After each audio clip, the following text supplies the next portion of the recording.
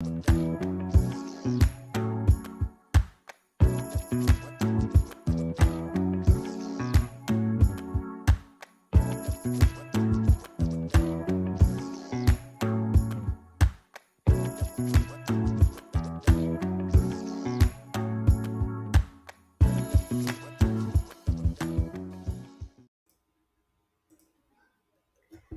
everyone. A very warm welcome to 27th episode of Psychology Talks. I'm your host, Amreen Nadeem, and today we're going to discuss about self-care and how you can make yourself a priority.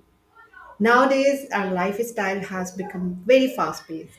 Society demands more from people. They're expected to work long hours and give them full productivity. And this puts some unnecessary stress on them. And staying on that stress level, they keep on delaying their self care routine. And that's how it keeps on building and building and then eventually leads to burnout. So it is essential to take care of them of yourself so you can have better productivity, you can take care of yourself, of your family, and of your work.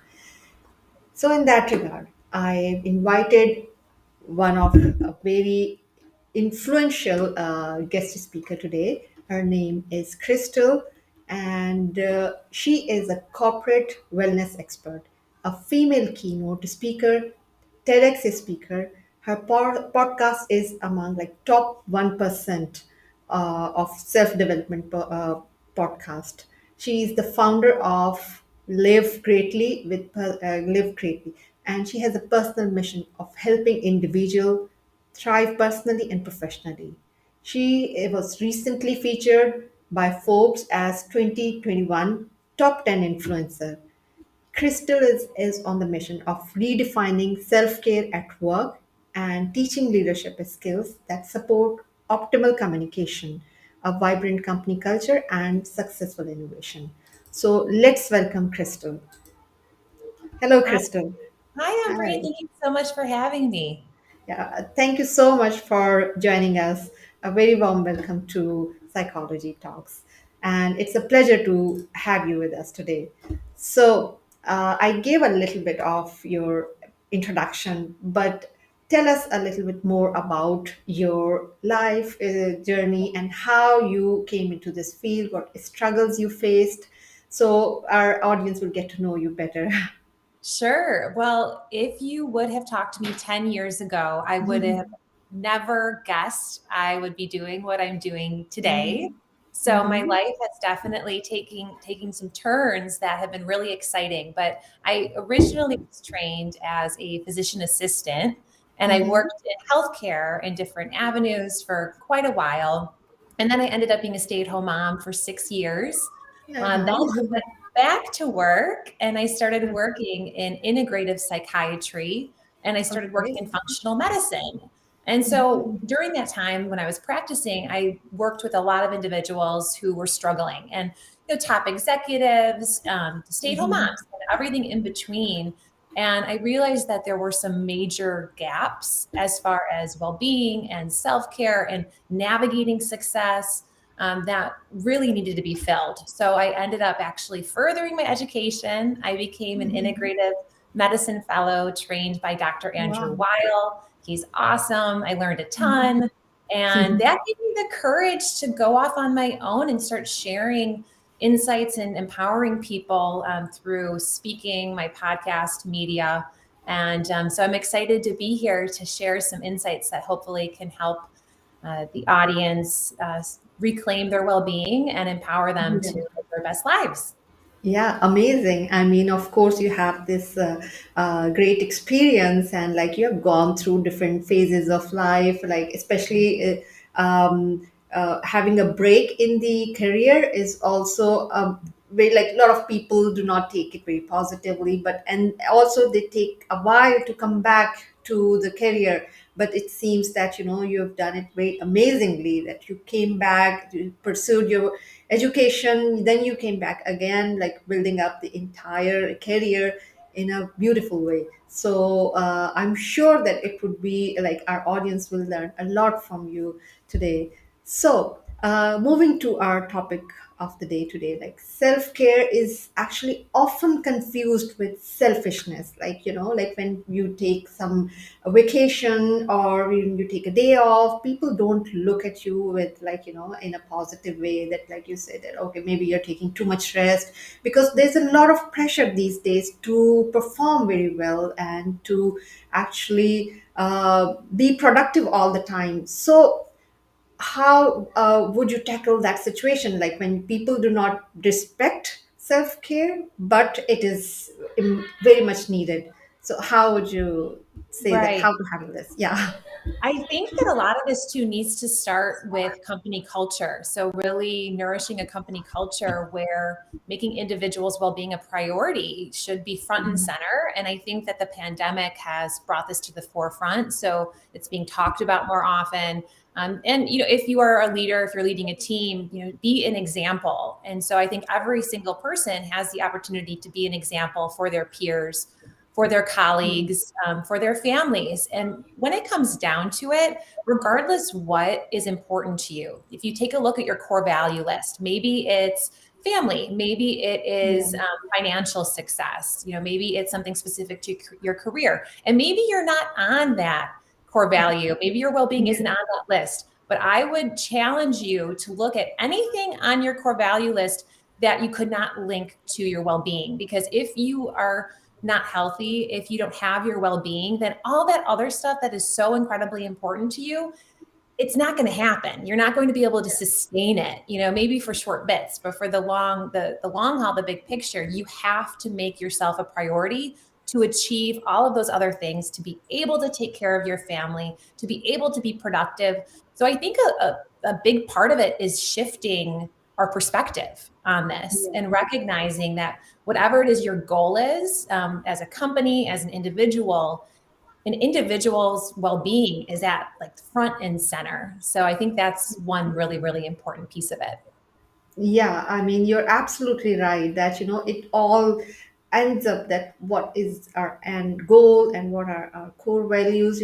Sometimes what happens is like people trying to, like, let's say, earn money or trying to prove themselves, and actually they are stressing themselves a lot in that. So, like, it's not, I mean, I would say that it's bad to have such goal to earn money or to prove themselves, but it is important to find out the balance between these two, where you don't burn out yourself and have keep maintain a balance with whatever you're doing and the rest. Because I think it is very important to realize the fact that, when we take care of ourselves, we are able to perform better.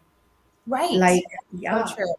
Yeah, especially like I've seen that sleep helps a lot. A very little thing that, a lot of people ignore these days. Like, if they get into this race and they are working very hard, they usually easily ignore the sleep. So I think the first thing they need to start is to have a proper sleep. And now you can also shed some light that what are the main other areas where, self care is required. Yeah. Well, I recently gave a TEDx talk, and Mm. it was about redefining work life balance in a COVID-19 world. And for Yeah. the idea of work life balance for me, I used to buy into it, but for me, more recently, particularly, it left me feeling guilty. Like I felt like I could never do Yeah. enough. It's like Yeah. you have to choose between work True. and family. And for me, I have really big goals. And I know I support people having a big vision and mission and big goals. And I also support people doing it in a way that supports their well-being. So how can you navigate that? That's the big question. And I think when it comes Mhm. down to it, it's looking Mhm. at your life with some flexibility and recognizing that there are going to be different seasons in your life, and Mhm. things will change and things will shift, and you're going to require different things at different times depending Mhm. what's going on in your life. So Yeah. first of all, take it easy on yourself. Stop beating yourself up like, oh, I'm not doing this. I'm Yeah. we can be so hard on ourselves. And I would say, first of all, take a deep breath. It's okay. one thing at a time. Don't get overwhelmed. But Yeah. then it's okay, what are some approachable things you can do that you can consistently do to support yourself? And for people who are working regularly, it is so important that you get self care into your workday, because this idea of I can only focus on myself, I can only focus on self care and having fun and all this stuff that I love to do before work or after work, it just doesn't work. It leads to a lot of people being unhappy. It doesn't help productivity. I mean, it Mhm. just doesn't make sense. And there's Mhm. research to support that taking regular breaks throughout the workday can improve engagement, it can support well-being, and it can manage stress. So Mhm. it's really fostering a company culture where that's supported, and really taking ownership over your well-being and giving yourself permission to take regular breaks. So Yeah. sitting all day is not good for you. So if you're sitting all Mhm. day, maybe every half hour, take a break, move your body, think about getting a standing desk, try and move more often, go out for Mhm. walks. So movement, Yeah. huge component. And not just like, oh, I exercise for the recommended amount of time, or I did 30 minutes of cardio, so I'm good. Well, yeah, that's great, but you want to be able to move all throughout the day. So you don't want to have those really long, extended periods where you're just sitting. That's not good for your mental health or your physical health. So movement. And Yeah. then as far as navigating our stress response when you're at work, or if you're dealing with kids at home or life in general, life can be stressful. That's part of it, ups and downs. So really being able to have some tools in your toolbox that work for you Yeah. to calm down your nervous system when you feel heightened. And maybe it's back-to-back Zoom meetings and you're like, oh my gosh, I'm so stressed. I'm like, you have to be on, it's overstimulating. So Mhm. taking a break to calm down your senses, maybe looking out the window, if you can, going for a walk, listening to some calming music, closing your eyes, focusing on your breath. There's so many different things that I could go on and on and on this subject. It's find Yeah. something that works for you and do it regularly. So Yeah. during the day, and then also if you can, first thing in the morning when you wake up, get that solid morning routine down before life starts to get hectic, so you can make sure you start the day off feeling your best. Because I'm sure most of you listening know that feeling if you've woken up and you check your phone right away and you see something and then it's like, oh my gosh. And then if you have kids, it's like navigating that and rushing. And that's just not a good feeling. It doesn't set the stage for being grounded and Yeah. empowered. So take ownership over your mornings. And same with sleep, take ownership over your evening routine, but don't overthink it. Just Mhm. calm yourself, try and get a restful night's sleep, and also pay attention to relationships. Surround yourself with people who value you, set healthy boundaries, prioritize yourself and your relationships. Community and relationships are so incredibly important for our well-being. And then nutrition. So what you eat, what you put into your body impacts how you feel. It's that simple. It's not just your physical body or your physical health, it's your mental health, emotional health too. So try and crank up the plants, crank up the fiber, lower the inflammatory foods, pay attention to what you're drinking. And, those I think are kind of comprehensive of the basics. And in addition to really having a personal mission and, tying your daily activities to that mission. So you really feel like you're living a purposeful, meaningful life, that you can really look at yourself in the mirror and feel good about yourself. So I know that was a lot, but I can talk about this all day long. So sorry if I was rambling on there with all this stuff. No, no, these were like the very brilliant. It's like they're given a brilliant advice, and it really works, especially taking break, and especially knowing what to do in the break. Because I have seen people, what they do is that they take break. Like for example, they leave their workstation, they go to the coffee station, and they start talking the same thing that they actually wanted to take a break from. So it's like when they are taking a break, I would say that you should not focus on the same thing that is creating the stress. So, I mean, when you take a break, just leave that back and focus on just relaxing. Yeah. Right. You stop trying to make everybody else happy with for that Yeah. moment, just give Yeah. yourself that Yeah. 5 to 10 minutes. You deserve that and more. Yeah. And Yeah. do what you want to do. So Yeah. yes, I totally agree. Take that time to yourself for sure. Absolutely. And like as you said that, especially the COVID times have completely changed the working environment. And especially now the more trend is working from home, although it has its pros and cons.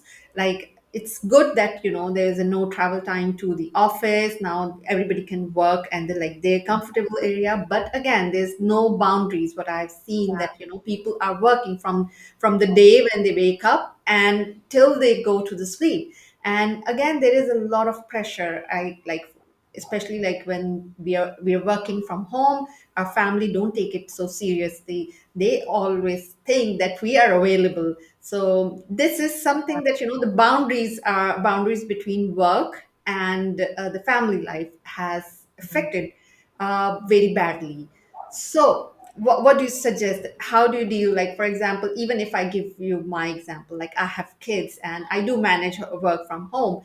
But then Sure. again, like, especially when we have a meeting, then of course I have to do all the chores beforehand, like, Yeah. giving the lunch to my kids and like everything, get them ready. So, they don't disturb in the meeting. But again, like when we are at office, we don't have to deal with this, like kids know that my mom is in the office and they will only get my attention when I'm at home.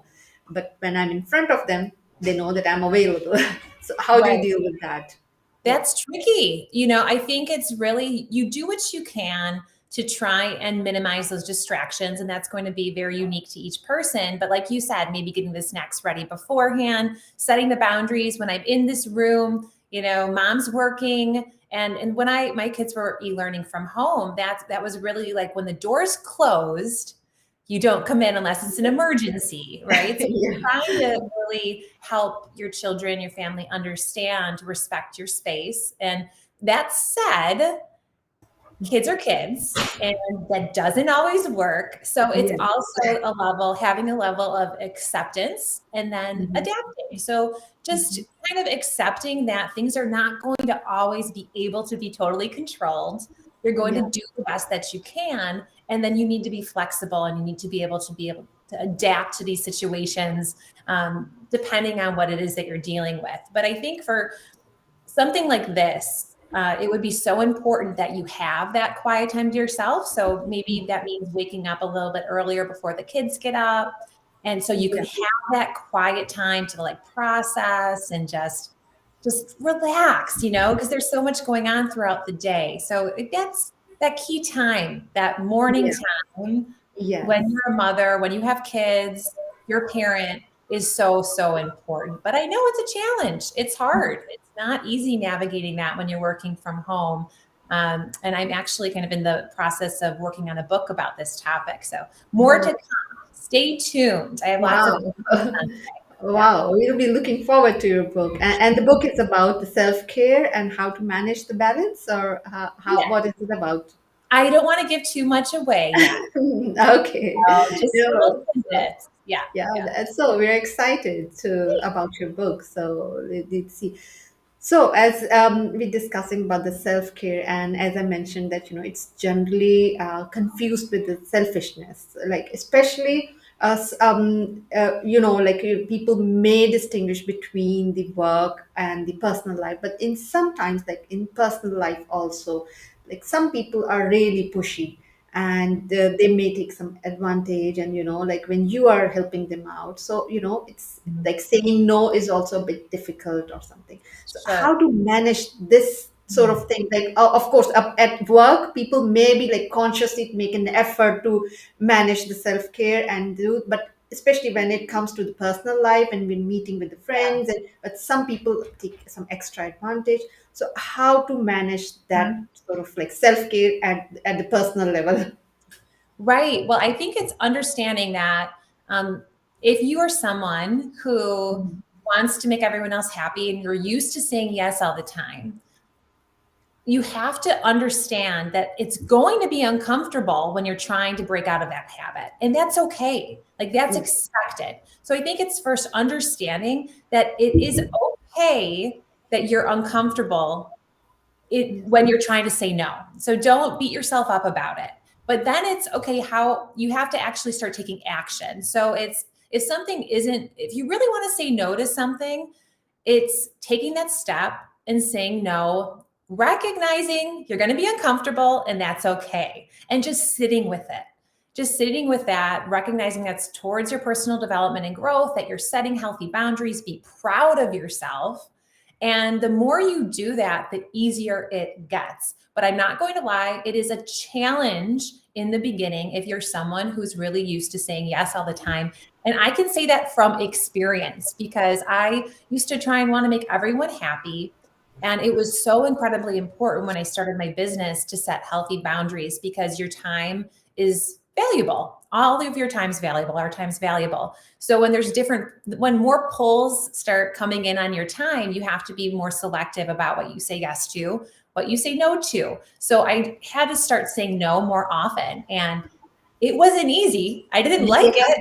I Oh, know. and it's trying to say no in a way too that is an empowering way, like not feeling like you have to constantly apologize for things, which I think is a habit that many people have, and myself included, which I've gotten better with. But it's really being kind to yourself about it and respecting yourself and your time to say no when you really want to say no. And just Yeah. sitting with that uncomfortable feeling, recognizing it will get easier, it will get better, and you deserve to Yeah. prioritize your time. And then when you say no, then you have more room in your life for the things that light you up and the things that really matter to you. But I can empathize with this because I know that this is a challenge and I've been there myself.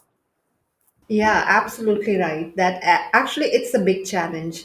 Most of the time, what people think that, like when we say yes to everyone and we start pleasing themselves, it's not only just like we need to please them, but sometimes what happens is that we genuinely want to help people. But the only thing is that, we need to take care of ourselves first before helping others, because, if we are already not in a state of helping other, we even won't be doing justice to the other person even if we want to, Yeah. because yeah, like for example, if someone may want our help all the time, we cannot be available to them. So it's again, as you mentioned, that we need to prioritize and we need to have a focus on what we want and how to get there, because if all these distractions will come in, we will never reach our goal.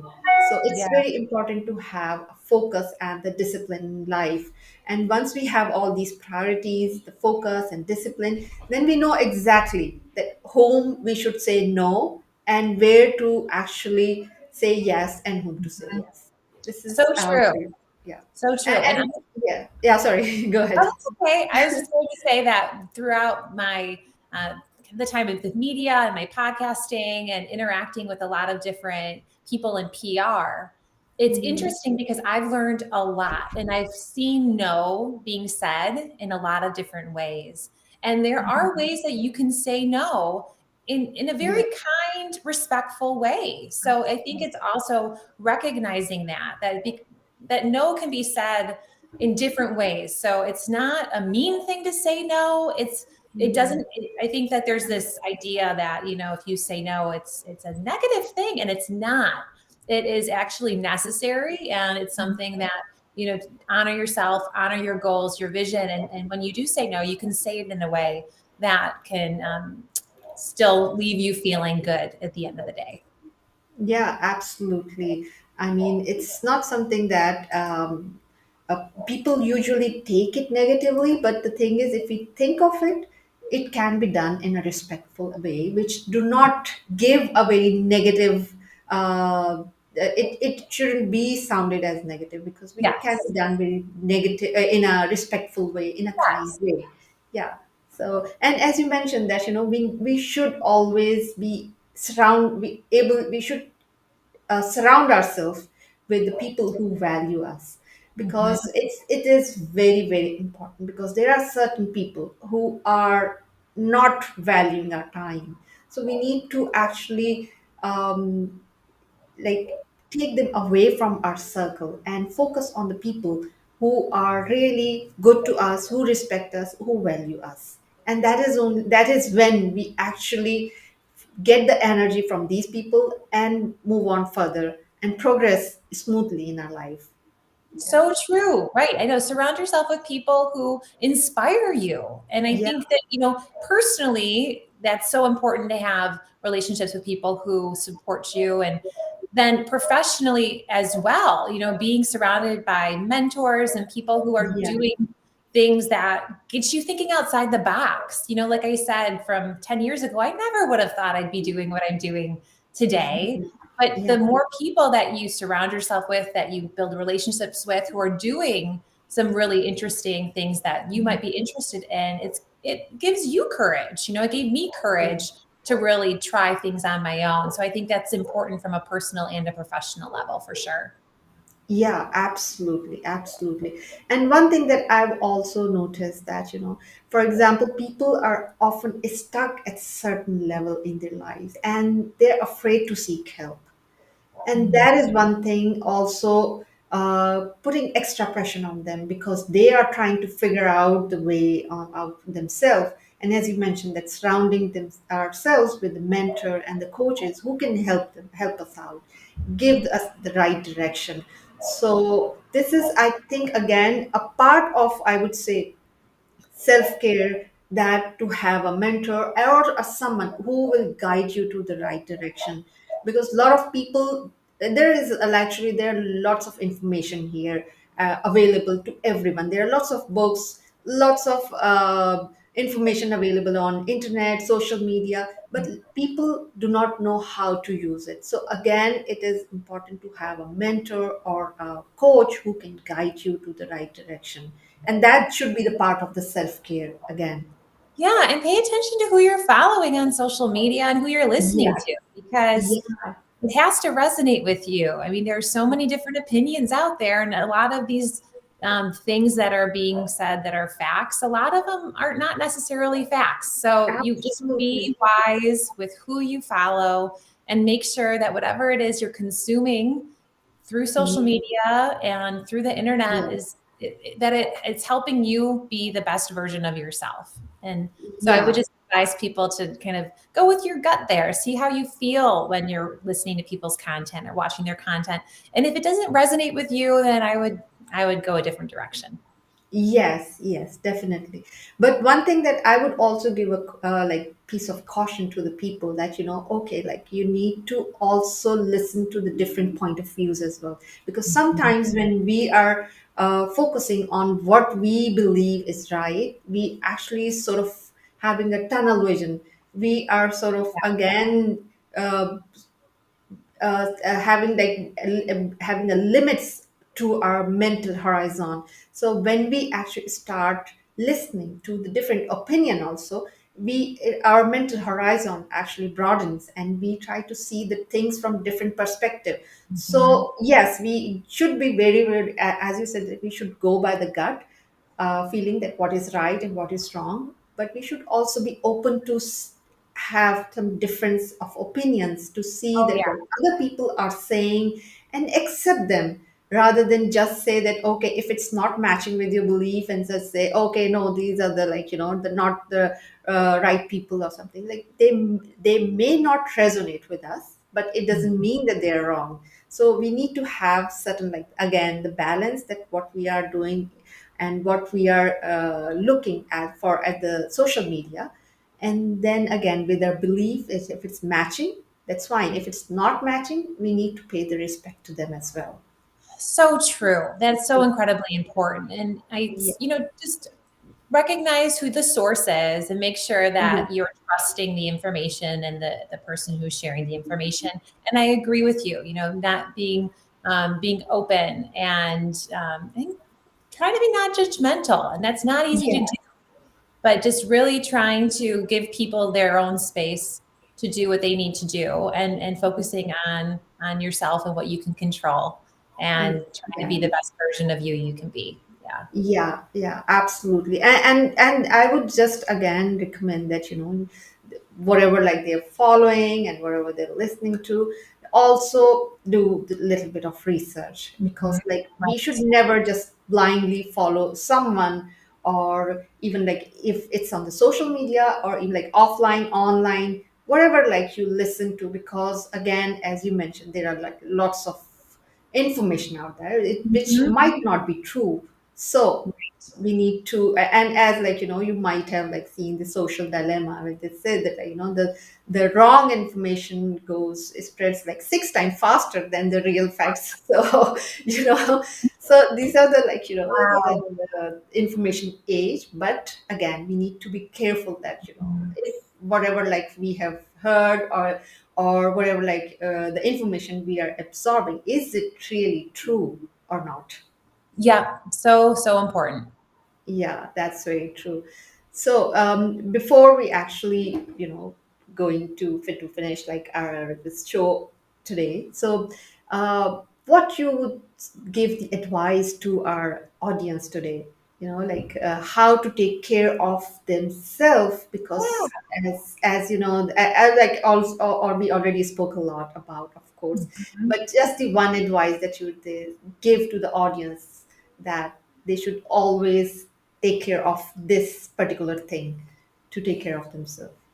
Well, I think the most important thing is to build a loving relationship with yourself. So Mhm. focus on what that looks like for you and pick one thing, not a bunch of different things, just one thing you can do today, starting today, to help trust yourself more, to help love yourself more, to really just, it sounds a little cliche, but become your own best friend in the way of you're going to be with yourself for your entire life.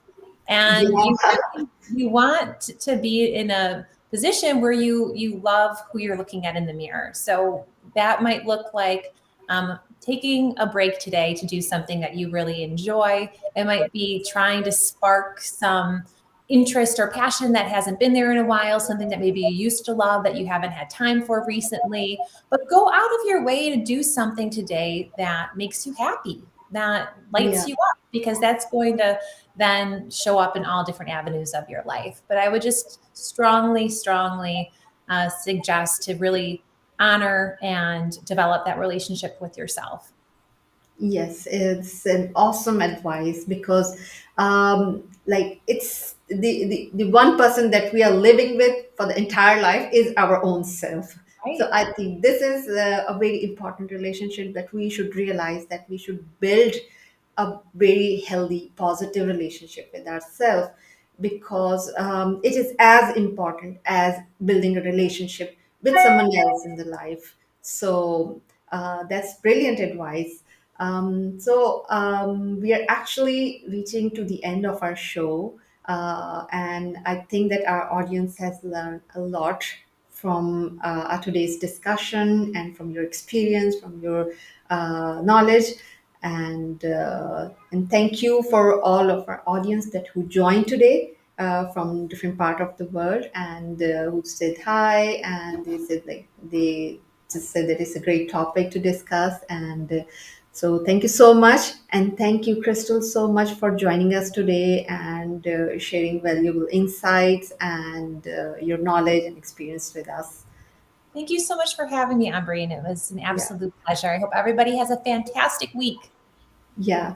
Okay. So thank you so much, and have a great rest of the day. Bye bye.